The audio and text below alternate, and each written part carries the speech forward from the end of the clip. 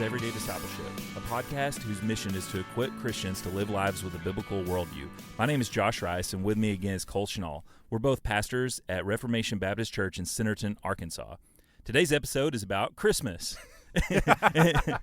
And I'm excited about that. We're both Christmas people. I know Cole, look, I'm going to make some people mad. Cole put his Christmas tree up, I think, the first day of November. First weekend in November. Okay. And we normally do it the second weekend in November, but that's probably going to change to the first weekend because now I hunt, and so hunting season kind of pushed it up a little bit. Yeah. That was why. So we weren't that crazy. It was kind of necessity, but I didn't hate it. Look, I inspired some rage from my students at school from starting to play Christmas music, about 2 weeks before we got out for the break. And I will admit some of that is probably psychological tools on my behalf, but I also like the Christmas music. Some of those Christmas hymns, I'll be honest, I've listened to some of them in like July and stuff because they're so good. Yeah. Like they're so theologically great. It's like, you know what? I'll just do this quietly in my own car by myself. Look at us riffing. We're kind of out of character already. That's not us. So I'm going to kick it to you, and you're going to talk about why are we doing a podcast about Christmas again? I think we did one last year. Yeah, we probably did. We'll probably end up doing, my guess would be, it's something fun to talk about. It's something that's always needed to talk about because it is important, right? Like Christmas is important for our faith and what it all says, which we'll get into. But also, we kind of wanted to talk about really for people in our church. I think that you had mentioned the reason why we wanted to do this was because we've heard some people like asking questions about, hey, what do you do with Santa? Like these kind of things. And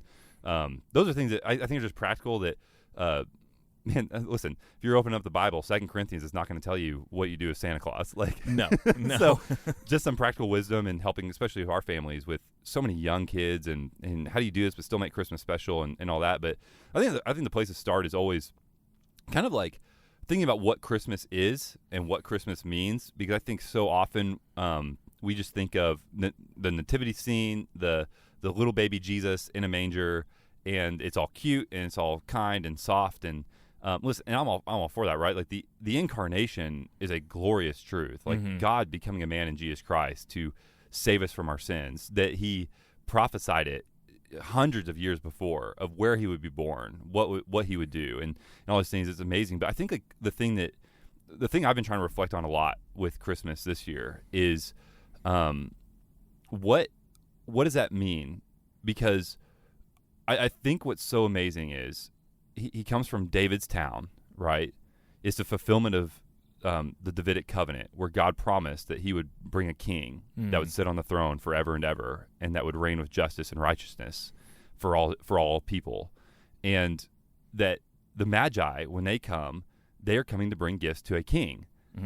And I think that we forget that, like, Christmas, I mean, we say it, right? We say Christmas is the birth of the king, but, like, man, it was the birth of the king. Yeah. The king of the universe, the King of Kings, Lord of Lords. And I think what's so funny is I was looking at it the other day where, Herod, we think of Herod as so foolish. Like, Herod's the one that Jesus was born, and as the greater Moses, Herod killed, like, all the Hebrew babies under 2 years old and to try to kill this Christ that had come, because the Magi came and said, hey, there's a king that's been born, and we're trying to find him. Do you know where he is? And here's what's so funny is that Herod, I think, would actually understood what that meant more than what most evangelical Christians do today. Ooh, that's a hot take. I think it is true though. Because what he understood was that his power was being directly threatened. Exactly, because like it's not that was the thing that kind of got me. It's not like Herod is like worried about this king that's going to rule off in some heavenly realm, heavenly dimension, just kind of out there spiritually somewhere. Herod saw this Christ and be like, oh dang, like my whole reign's about to come down. Like he saw this Christ as a threat to his reign and his power, right? And that's like Psalm 2, that the nations are told to kiss the Son lest they perish, that the nations rage against God and his king. And that's exactly what we see in the birth of Christ. Like Herod is a picture of the nations raging, that Christ comes, the King of Kings and Lord of Lords, like God in the flesh. God saying, hey, you people down there, you don't rule this whole thing. Like I rule this whole thing. And the kings of the earth were immediately threatened. Yeah.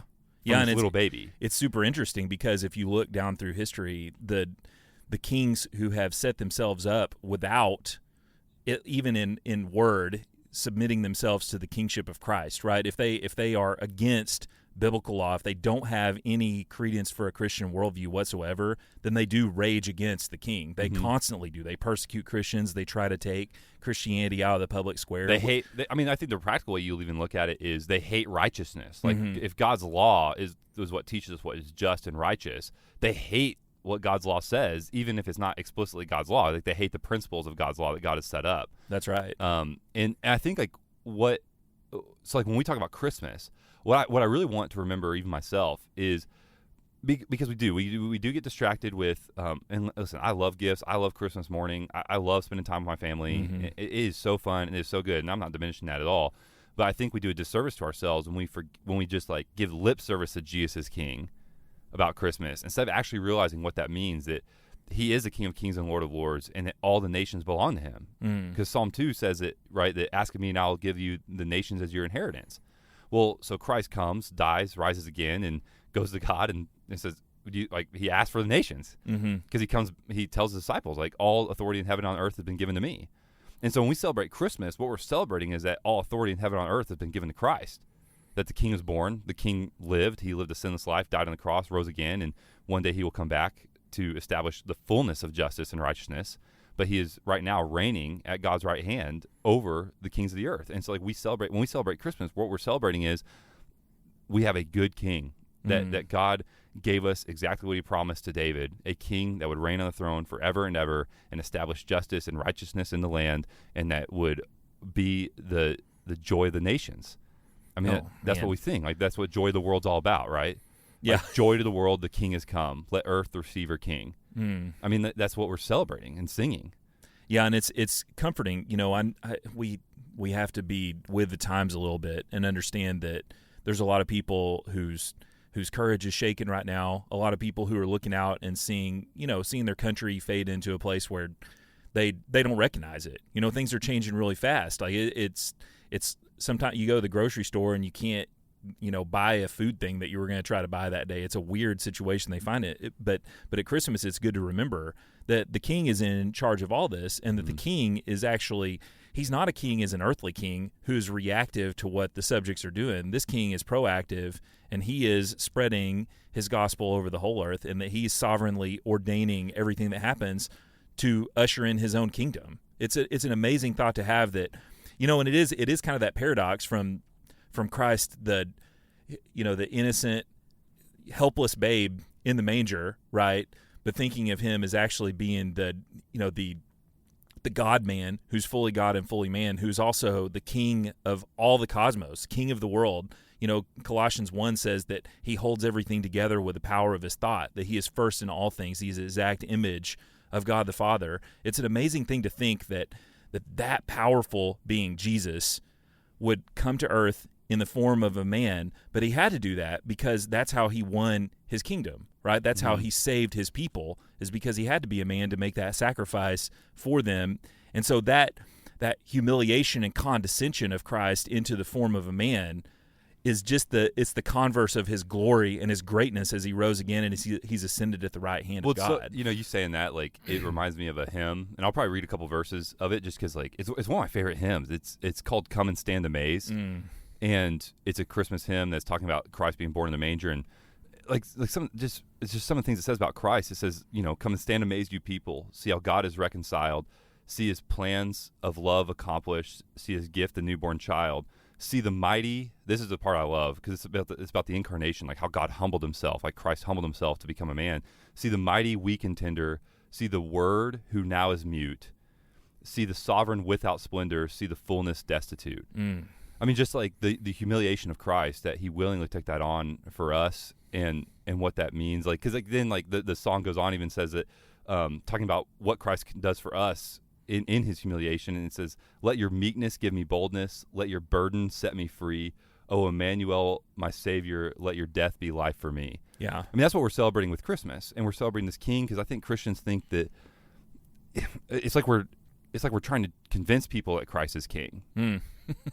It's a statement of fact. Christ is king. When he is king. Like, we're going out telling people as heralds, that's what God calls us, heralds, preachers, that he is king. We're telling the nations, hey, Christ is king.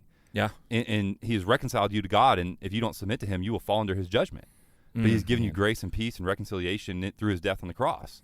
And that's what we're ultimately celebrating about Christmas. Like, Christmas is a celebration about the incarnation, but the incarnation is always pointing to the salvation Christ gives. Yeah. And I think Christians, I think that we understand better. I think we understand maybe how low Christ came, right? Like, you know, the fullness of God pleased to dwell in human flesh. Like, I think we can understand that, but I think what we have forgotten is how high and lifted up he is today. Like, I think that we, you know, it's like at Easter, I've noticed for years that we gravitate towards the cross, right, and the scourging and the beating and the crucifixion. But we oftentimes think of the resurrection as being an afterthought, and really the ascension has been almost forgotten in evangelicalism, where the ascension is the coronation of Christ as King. It's super important. Most Christians just think the ascension is like Christ floating up to heaven until he like one day comes back again. That's like all it means, but it wasn't. It was his coronation ceremony. Yeah, and I think that's why at Christmas, you know, this is a free one kind of starting out as you think through the Christmas season. I think you did a really great job with the theology of it there. I think I would point to Christians, when you hear these Christmas hymns and you sing them, really pay attention to the words. They are some of the most doctrinally rich hymns that the church sings. They are really gifts to the church. The what you just read is one of dozens and dozens of them. They are just amazing hymns that talk about the greatness of Christ, and they talk about what he did. They talk about God's love for us. They talk about God's sovereignty. They're just amazing hymns, and I love them. If you really notice, like, what the Christmas songs are always exalting is Christ as King. Mm-hmm. That's what they're always pointing to, is that Jesus is King of kings and Lord of lords. And I think it's like the thing that I just want to remember every Christmas, is that, like, we're not just talking about the incarnation. Yes, we are talking about the incarnation, but that the King came to suffer and die for his people. Yeah. And that's why I made the joke earlier. Like, Herod probably got that better than most Christians today. Yeah, and how did Herod get it? Well, he got it because the prophecies were coming true. Yeah. And you know, that's how the Magi came, is that, you know, Christ coming in the Advent was not something that was unannounced. Well, they knew when it was going to happen. That's a whole other thing. Like, I haven't started writing the Christmas sermons yet, but I mean, by this time I'll probably preach them. So this is actually probably coming after after them. But, like, you know, the one thing amazing about the Magi are Gentiles, probably, from far away land. They're coming because they're following a star. What is Christ called? The light of the world. What is he also? The light of the nations. So you have the nations in the Magi coming to Christ in his humble form, literally by the light of the good news of what God is doing. And so, like, God, even in the Christmas story, is showing us that, hey, this Christ is not just for the Jews; it's for all people. It's for all the nations, and he is the light of the world.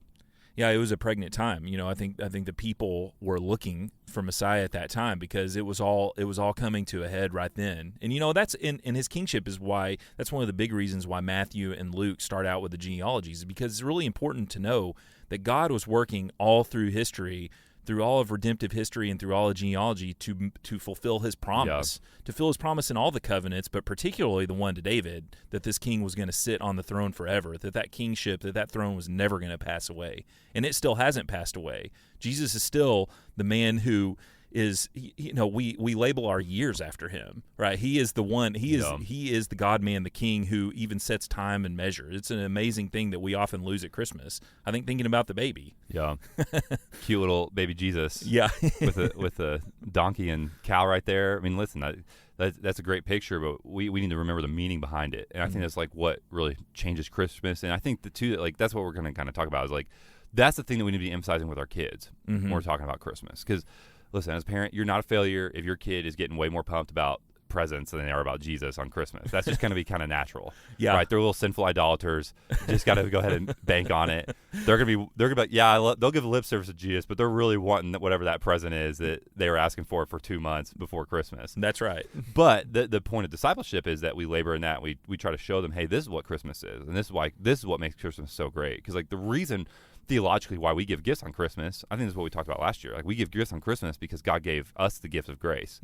So, like, us giving gifts on Christmas is not just giving each other stuff because they like that stuff or we like them and want to bless them. It's because, like, we're giving a picture of what God has given us, and that's what we're really doing.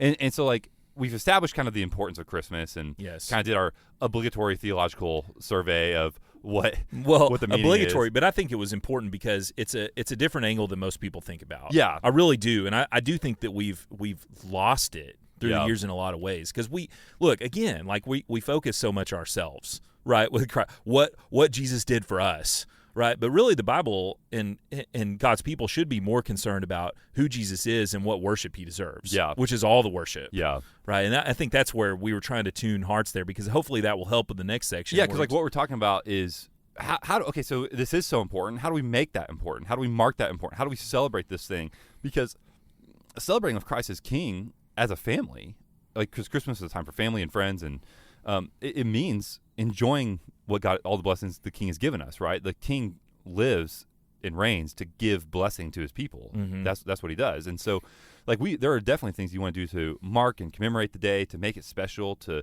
and we'll talk about some culture building and family stuff, but we should, I think, because like what we talked about earlier, that we should get the elephant out of the room of like, what do you do with Santa, right? Like, what should Christians do with Santa? How should Christians handle Santa? Because you got some people that say like no Santa whatsoever, which I think is a fine. Like, I'm pretty open handed about the Santa thing, but we'll start this. Like, I don't even know what you guys do with your kids with Santa. Look, I'll say it this way: we're not against Santa. We're not militantly against him. We've just never used it as a tradition of Santa is going to get you gifts. Okay. We've talked about, and I was talking to my wife about this last night. I think the Santa thing really, in a lot of ways, just defines a conscience issue. Like, it's like if you feel like if you believe that it's deceit and lying to your children to say he's bringing gifts, then you shouldn't do it. Yeah. Right. Pure and simple. But I would make the argument that it's de facto not lying to your kids to say that Santa is bringing them toys or something like that. It's a fun game that people play. It's kind of like the Tooth Fairy. It's also like if somebody asks you what's in the box that you wrapped for their gift and you go, "Oh, I don't know." I mean, using the same measure, you've lied, right? But that's not lying. That's trying to keep surprise. I don't know how much this will ever hold up under scrutiny, but I think it kind of works. Is it like there's a difference between deceit and surprise? I mean, there's that kind of idea. Yeah, and I think there's the idea of in Scripture it talks about bearing false witness, right? And and really when you're trying to for the receiver's good, you're trying to hide something to build up the surprise. Then what you're doing, the true witness is the surprise, and then being able to unveil it at the right time. And so, really being coy and that sort of thing is not lying or being deceitful. It's not bearing false witness. What it's trying to do is bear up surprise. Look, I'm not trying to explain away deceit and lying. What I am telling you is that it's a conscience issue. It's not something where you are. Look, lying is always about trying to maliciously misrepresent the truth, to tarnish what God has said, to take away God's law. That's not what we're talking about with Santa. However, it can be a thing where Santa Claus can be a thing where it sets up awkward situations on both sides for your kids, because you don't want your kids to go out and ruin other kids. Say, my parents don't believe, my parents said Santa don't exist, and some 3-year-old goes crying. They're all their mom. Santa-ist, all Santa-ist, whatever that is. So I think that we have to have wisdom. So right? like, what do you do with your girls? Like, do you even talk about Santa? Like, obviously you're not saying, hey, Santa's bringing you gifts, but like, is it a game you're playing at your house, or is it something that is Santa just kind of basically ignored, like not militantly like you said, but is he basically ignored in your home? I think basically ignored. He's kind of like in some way. Look, I'll do better about this as they get a little older and understand, and I'll tell them who St. Nicholas really was, because I think that's a beautiful story. But at the current time, we didn't really think about it that much. We just kind of didn't say that Santa was bringing them gifts, and we definitely didn't play the naughty or nice thing, because I'm really not trying to disciple moralism. Well, see, we had to think about it, because like, listen, I'm 30. I'll be 32 this year. I still get gifts from Santa.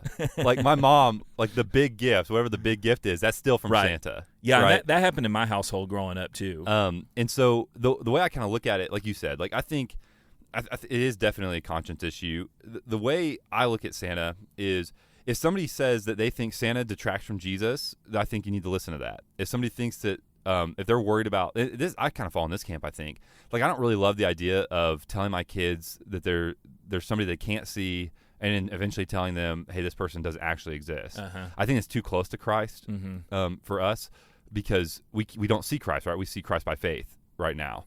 And I don't want my kids to, quote unquote, have faith in Santa, and then me say, oh, that was actually a lie the whole time. Yeah, Santa's not real, and neither is anything else you can't see. Yeah, like, anything else that you can't see that sounds fantastic or amazing or miraculous. Like, I didn't really want to set that up for Owen or Knox whenever he's born. So like, the way we kind of handle it is, but at the same time, like, listen, like, I love Christmas and I like Santa. Like, I grew up with Santa.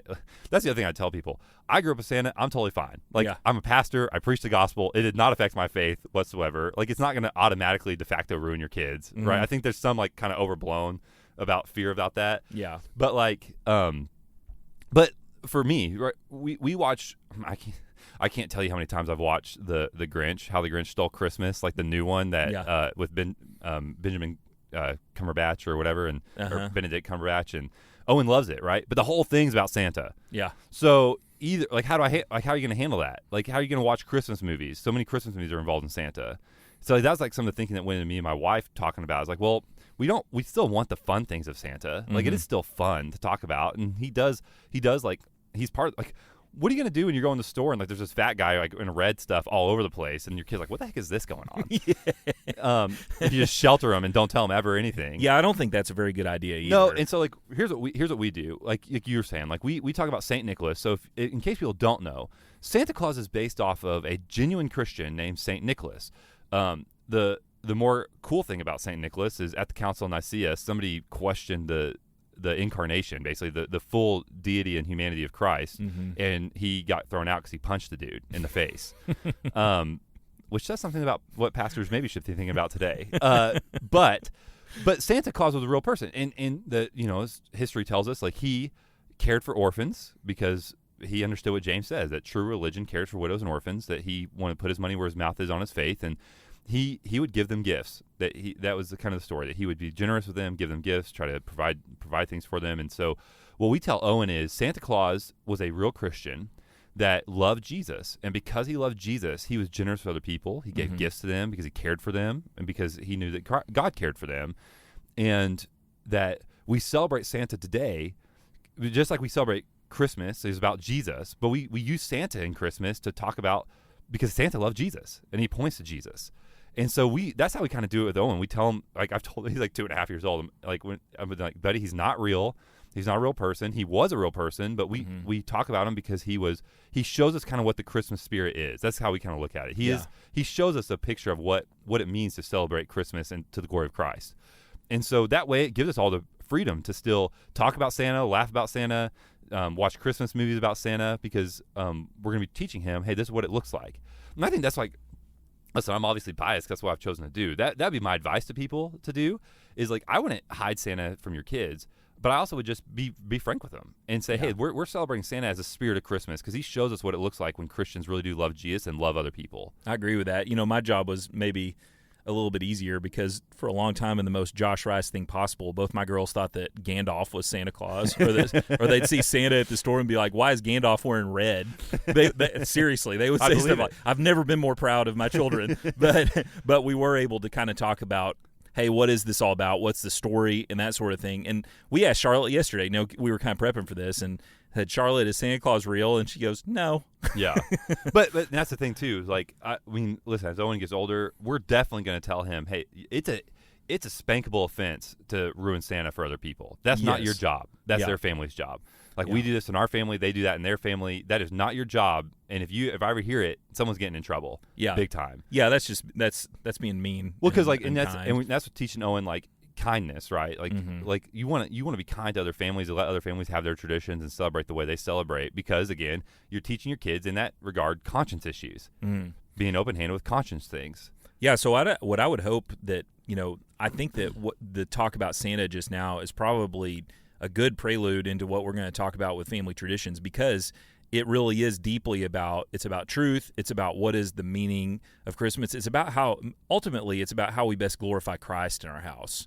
And I think that's all of it. We're talking about generosity. We're talking about, giving kindness, joy. That's right. Protecting, being thoughtful of other families and that sort of thing. And really having those intentional conversations, because there is a really good chance as they get older, to explain what was really going on with that. And I think it's a really cool thing with Santa Claus to do that. Well, as we were thinking about it, like the way I look at Christmas traditions, like I'll put it this way. I think your family should have Christmas traditions. And I think that they kind of work, it's weird, they work on a two-way street. So on the one hand, your Christmas traditions are going to be a foundation for your family culture. Like if you want a family culture that is kind, joyful, generous, forgiving, benevolent. These things, those are the markers, right? Like when you think back on your life, like what you have like instances you remember, but the big things you're going to remember about your time with your family are what did you do every year? Like what were the things you like for us, like we go bowling every Christmas Eve. We go bowling. Interesting. And I love it, dude. I want to keep doing it the rest of my life because it's so fun. It's a fun time where we get to go and play games. We'll play that game with a family and just have fun and have a good time. But those are the things I remember. Like I don't remember other times I went bowling with my family, but I remember going on Christmas Eve. Yeah, you know what really I mean? Awesome. And like, and on the other side of that though, so like on one hand, your Christmas traditions, well, I think you should be intentional about them. It creates your family culture. It's like what you do for your Christmas traditions can have ramifications all the way into the summer months because it's kind of like the foundation of, hey, what do we want our family to be marked by? Mm-hmm. That's what you're kind of trying to say with your traditions. But it also can work on the other side of it where if your Christmas and your like holiday get-togethers are full of strife and chaos and sin, that could actually be an indicator your family your family culture is really unhealthy and really sick and needs to be submitted to Christ. Yeah. You know, so on the one hand, it can help build a good family culture. But on the other hand, you can actually see like, okay, where is our family actually at? Like, are we actually following Christ as a family? Because if we were, why are we having so much strife and chaos when we get together? Yeah, that's really good. You know, I kind of look back at my life, and I think of Christmas traditions in a lot of ways are like when the people of Israel crossed the Jordan and they laid stones. They're signs of remembrance. Like I can remember so many things like that my grandparents, we would have this huge all day thing, you know, where they would read the Christmas story. We would always have wassail that my grandma made, the really hot cider, and it was so hot it would almost melt the insulation on the cups. It was so hot, and we would eat, and like my dad coined a phrase. We looked it up last night because my wife said, "What?" When I said we would sit around on Christmas and eat till our hands bleed. That's my dad's original. She's like, "What does that even mean?" And I said, "Well, it's like you've used the fork and the spoon so much you've made calluses, you know." But what that's transitioned to is, as you know, as my grandparents have passed away, that we now have extended family with my children, with my wife's parents and with my parents. And what's really happened there is that we're carrying on that tradition where we spend a lot of time together that whole day. We feast. We do still have wassail at my parents' house. You know, we have a family culture that really is centered around, we tell stories, we feast. You know, we love each other. We eat Persian food at my wife's family because they're Persian, and that's a really cool thing. And there's all those things that I think my kids are remembering, that what they see is when we get together for Christmas, there's a lot of people, right? Because especially on my side, like I'm one of 4, and my family's really large. And so it's a big party whenever we all get together. And that's one of those subtle things I'm trying to teach my kids is, because I came from a big family and I want to have a big family because I want them to all have a big family because it's just a lot more fun. Like you have those relationships as you grow older. It's really an awesome thing to see. And Christmas is one of those highlight times. Well, it's like your family traditions and your holidays are not going to be your family's legacy, but they're going to be what your kids remember about your family's legacy. Like they're going to be what your kids remember about, like, man, what was my family like? Like it's going to be like kind of the indicator of like, man, was it joyful and loving and full of grace and enjoyment of one another, or was it a chore? I mean, like, listen, I've had holidays where it's been a chore. Doesn't mean you're gonna knock it out of the park every time, but the goal is, hey, how do we? And even if, like, right, because like extended family, say your extended family is a huge chore, it's a big pain in the butt to go. Like you would rather not. Man, like you can still make your own traditions for your own family too. Yeah. Right. Like it's one of the things that you should do and start those things, and you can make them enjoyable for your kids and start a new legacy. That's the idea. And so, like, when it comes to traditions, I mean, that's what's really hard because every family has their own. Like, every family does different things, right? Like, they're going to do different things, and no tradition's necessarily better than another. But, like, I think one of the things that I really thought about, I just really thought about that how families can build traditions and kind of how that works out practically, and how that really needs to happen. Because, you know, in our home, in our family, I'm sure it might be like this in yours. Jessica is really the one coming up with, hey, what are we going to do?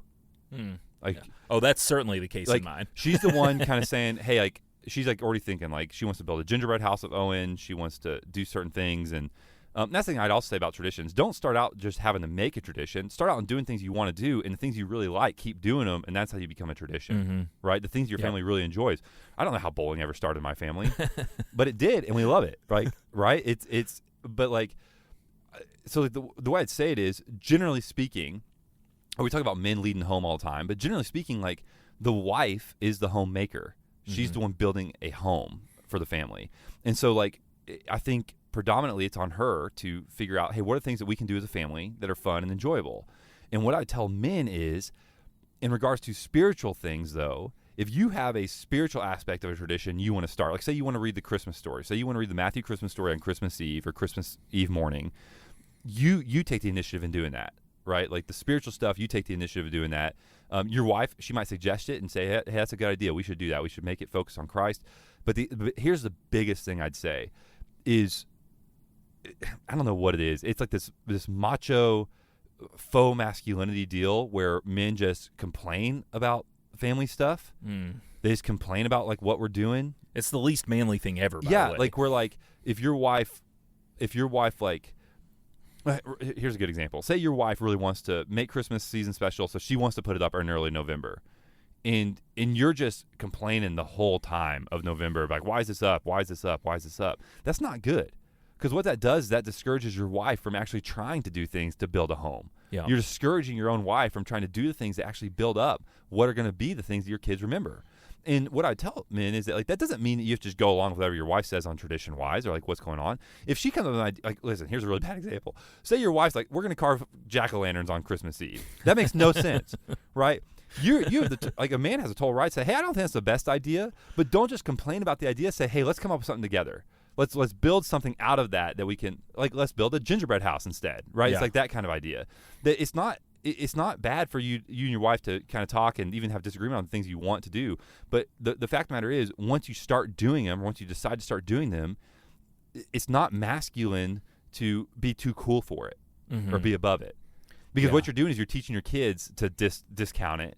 And what you're doing is discouraging your wife from actually building a home like she's supposed to by God. Yeah, and I can tell you, like, one of the things that I've benefited from tremendously in my life is that, you know, my grandpa, my dad, you know, my father-in-law, like, they are cheerful. They, you know, I remember my grandpa, you know, he passed away a few years ago, but I remember that one of the cultures that he started in the house was there was just all these inside jokes that we just kind of ribbed each other. You know, we had statements like that. There was all these sentences that people knew immediately what they meant within the family, and he was really one of the ringleaders of doing that. And what he did was he set up a culture of, you know, loving the Lord. He would pray before the meal. He had this big booming voice, and I remember it to this day. It makes me sad, you know, and it's a thing that I look forward to seeing him again. But he would set up the table like that, and he was always joyful with all these little kids running around, you know, and it was a joke in our family. You know, he'd call out, close the door, you're letting all the heat out. You know, and of course it was 90 degrees in there anyway because there was 40 people in there. Yeah, and cooking. But he was just, he was so joyful. And so what you said there really reminds me of that. He was the absolute opposite of what you're saying, is a guy who's complaining, because what he would always do is you know, my grandma's name was Betty, and he would always say, you know, thank you, Lord, that Betty set all this up, and it's by her hard work that we have all this food. It was just such a joyful thing he did. I don't know, like, maybe just practically the way I look at it is like my wife is coming up with the ideas of things that we're going to do that are going to be fun. I'm the one that's going to determine whether my family's going to have fun doing it or not. That's a good way of putting it. You know what I mean? That's really, I think, hitting the nail on the head. Because, like, right you know, there. kids get, you know, kids are kids. They might complain about something. They might not like doing something. They might not want to go to grandma's house or whatever. And the answer, like, there's a place for discipline, but the answer is not just to immediately just start disciplining. The answer is, like, trying to lead your kid in, saying, hey, like, let's be joyful about this. This is why this is a good thing. And I think that, like, you know, I think it's on the man, just like in every other spiritual aspect thing. If your family is full of strife, that's on you to not let that tradition be hijacked by sin, to deal with sin biblically, like, as it is, and say, we want to have a joyful time together, and you put in the work to make that happen. Yeah, and that's not by complaining like an effeminate little Nancy girl. It's about telling the truth and hitting hitting it head on and saying, like, family, I've been seeing this way. This is what we're going to do. Then what you're doing is you're also honoring your wife because she's put in all this work Mm-hmm. to make something special, and it's getting hijacked by some sin. And you're honoring your wife by saying, you know what, I'm going to do my job, and we're going to deal with this. We're going to have a good time. And I think, like, but with prayer and faithfulness to God's word, I think those things can happen. I think people, and there's a lot of people that don't have good family memories. And what I'd say is, like, you can start building them now. Like, if you don't have those good things, start building them now. You can start them. You can start a new legacy. You can make Christmas and the holidays, because that's a joke, right? That's a joke of the world, that the holidays are the worst. Like, that because you're with your family and it's always terrible. Yeah. For the Christian, that should not be so. No, for the Christian, like, we should be distinct from the world, and that should be a joyful time, even if, and not everyone in our families are Christians, but we ourselves should be the light of Christ in those situations. Definitely. We should not be giving in and entering into the family kerfuffles that happen. We should be peacemakers, right? Isn't that what Jesus said? Blessed are the peacemakers. That I think that we can make Christmas really special and make it count by keeping Christ as the center, right? Remembering that he is king, and that's what we're celebrating. And what we're doing as a family is we are living in the blessing of that kingdom. And so we want our family time together to reflect the blessing of that kingdom. That's really good. And it sounds like you just kind of tied a bow on the whole thing. I don't know. Maybe I wasn't planning on it. Went back to the beginning there. That's really good. It's almost like you had written a conclusion. I did not. Well, I don't think I have anything else. Did you? No, I think that just like the encouragement, right? That like, I want people to, I want people to enjoy Christmas the way God has intended us to. It's meant to be a joyful time. It's meant to be a celebratory time. And we have to do the work to make that happen. And I would say, like, men and women, husbands and wives, fathers and mothers, come together as one and say, how do we make this Christmas count? How do we make our Christmases, our family time together matter, right? Because you only get 18 years of the kids in the house. Yeah. Yeah, that time is precious. I mean, and Christ has freed us to do that. Yeah. We don't have to be enslaved to sin. No. The King has broken those chains. We're not under enslavement to that anymore. So we can put that off, and we can be joyful together and thank God for the blessings He's given us. It's like, however, that's like how I'm thinking about it. And I think that's probably why we started the episode off like that, is it, however I'm doing this, right, whether it's with Santa or how we're doing Christmas traditions or how we're doing meals or how we're spending our time as a family, I'm always I'm striving for how are we reflecting the blessing Christ has given us? How are we living in that blessing? How are we enjoying that blessing? And it not just being another grind of a holiday, another like, okay, we'll get it done, buy the gifts, get them wrapped, do the traditions, do the travel. It's like, no, how do we make this thing where we're teaching our kids Christ is king and He has blessed us, and we are going to celebrate that blessing together as a family. I love that. That's a really good marching order and thing to think about. So we hope that you do have a Merry Christmas, and remember that Christ is indeed King. Join us again next time on Everyday Discipleship.